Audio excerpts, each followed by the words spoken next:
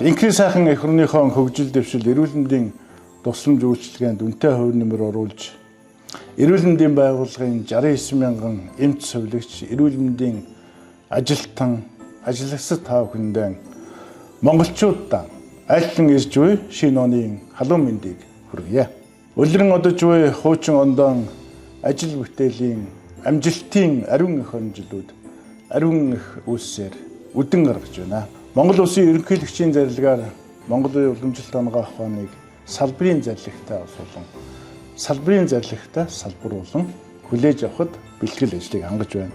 Манай улсад анх робот мэсцлийн анхудаа хаалгаа нэвтэрч Монгол улсын гавьяа тэмч Франц шинжлэх ухааны академийн гишүүн, онгоох ухааны доктор, засгийн газрын гишүүн, эрүүл мэндийн сайд чин бүрэн сайдаар ахлуулсан баг хамт олон анхны робот хаалгааг энэ сарын 12 сарын 28-ны өдөр амжилттай хийж эрүүл мэндийн салбартаа нэгэн түүхийн том ууцыг нээлээ. Эмийн үнийг ил тодтой байлгах, иргэддээ үнийг чөлөөтэй харж байх хаана ямар үнэтэй болон аль аптекаас аль эрүүл мэндийн самд ямар чанартай эмийг авч хэрэглэх талаар нээлттэй захим сувгийг ажилуулан ажиллаж байна.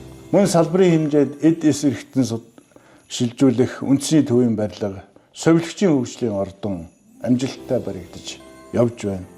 Хойд бүсэд халдварын тусламж үйлчилгээ үзүүлэх халдварын дэд төвийг мөн байгууллаа. Ирэх онд маань өвчний хяналт сэргийлтийн үндэсний төвийн аймаг орон нутагтаа байгуулах үндэсний төвийг байгуулах том ажлын эхлэл нэгдэнэ.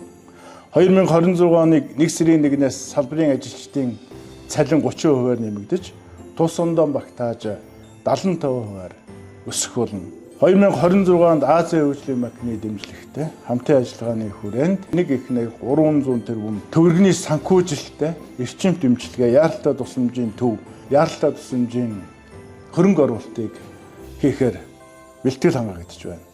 Угтан ирэх шинэ ондон хийж бүтээх урам зориг ажлын амжилтаар дүүрэн угтаж, эрүүл энхийн түмэн амгаланг та бүхэндээ хүсэн өрөөё.